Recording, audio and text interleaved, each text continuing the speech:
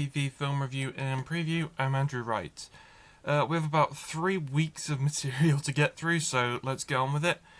Last week, Predator: Killer of Killers was released on Disney Plus as the 6th installment in the Predator franchise.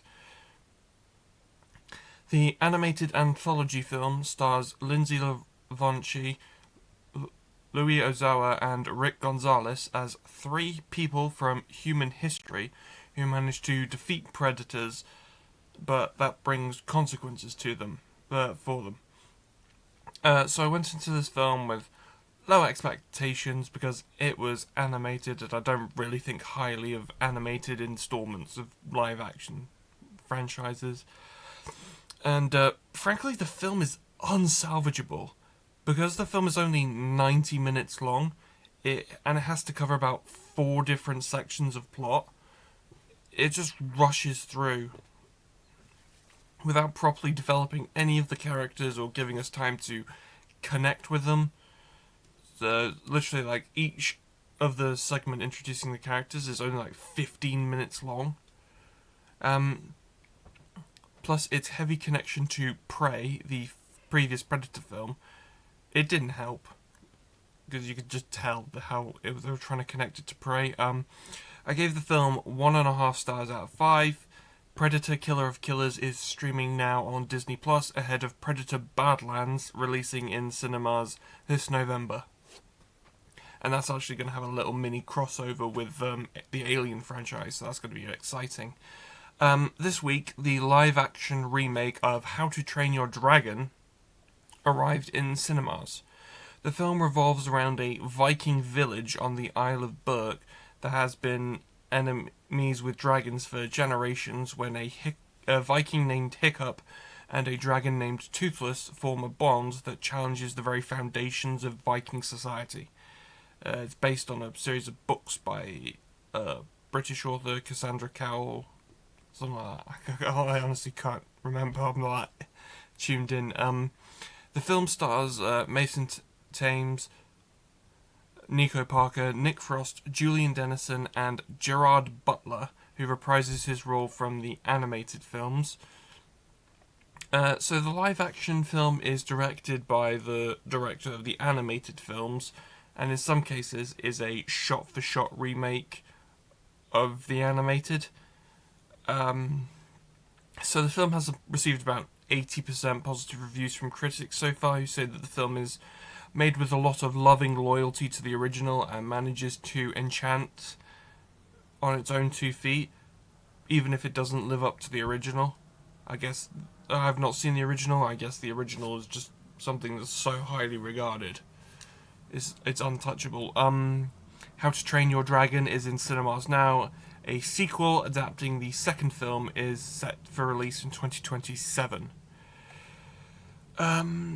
Next weekend, the new Pixar film Elio arrives in cinemas. The film stars Jonas Kibreb and Zoe Saldana and revolves around an 11-year-old boy who struggles to fit in when he gets abducted by aliens and is mistaken as Earth's leader as he tries to navigate an intergalactic crisis. So it's all about a boy who doesn't really fit in on Earth. He wants to make friends but can't with humans, and so he sort of finds that connection among aliens and in the stars.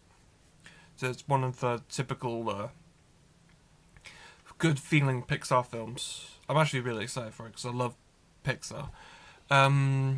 Elio is in cinemas June 20th. Also released next weekend is 28 Years Later, a post-apocalyptic horror film, which is a sequel to the film 28 Days Later. The film features the return of director Danny Boyle and writer Alex Garland, neither of whom were involved in the original standalone sequel 28 Weeks Later. So 28 Years Later stars Jodie Comer, Aaron Taylor-Johnson, and Ralph Fiennes. The film takes place 28 years after the rage virus escaped a medical research laboratory. So, yeah, twist. Get it? 28 years later. And survivors have managed to exist amongst the infected. This film revolves around a father and son who live on a small island community where the only connection with the mainland is a heavily guarded one-way bridge.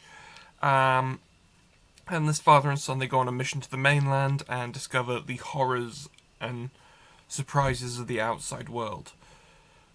So the film was filmed alongside a sequel directed by Nia DaCosta, who did the 2021 Candyman film and the Marvels. But this 28 years later sequel is called The Bone Temple, which is also confirmed to star Taylor Johnson. So I'm guessing he survived 28 years later. But most notably also stars Cillian Murphy reprising his role as Jim from 28 Days Later.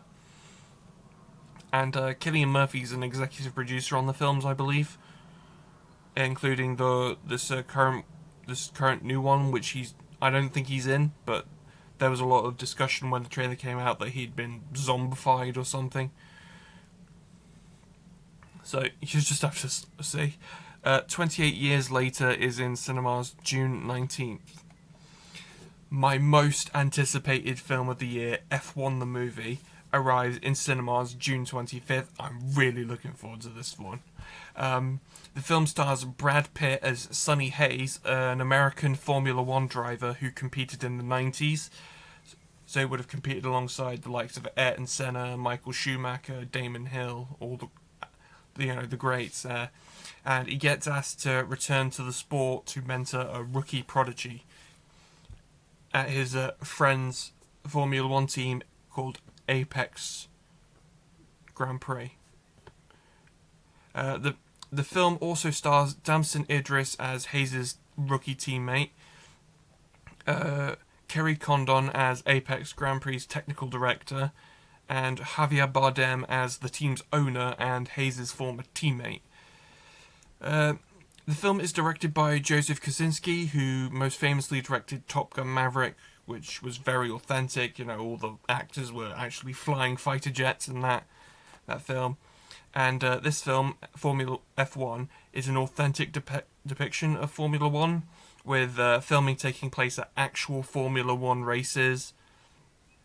And a lot of the circuits, with the 22 drivers who competed in 2023 and the 2024 seasons playing themselves in the film, including Sir Lewis Hamilton, who raced for Mercedes during the production of the film, and he's also a producer on the film.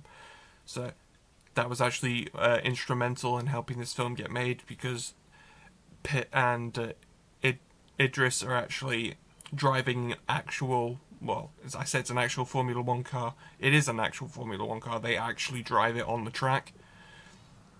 F1 is in cinemas from June 25th. I really can't wait to see it. It's going to be awesome. On June 27th, Megan 2.0 arrives in cinemas. The film is a sequel to the viral science fiction horror film that was released in the UK in January 2023. The film stars Alison Williams and Violet McGraw, reprising their roles from the first film, with the sequel revolving around a defense contractor creating their own militarized version of Megan, who then becomes sentient and attempts an AI takeover, forcing the characters to rebuild Megan as a means to fight this new robot. The trailers for the film have drawn some concern over the film's move away from horror towards a Terminator-style sci-fi action thriller, although the director has said it's still a horror film. So that's something you'll have to judge for yourself. Megan 2.0 is in cinemas June 27th. Ooh, that was a lot. That's all I have for this week, but be sure to check back next week. Not next week, on July 5th, where I'll be talking about Jurassic World Rebirth, The Old God 2, Novocaine, and a Minecraft movie. I haven't seen the Minecraft movie yet. It's going to be so bad. Can't wait to review it. See you next time.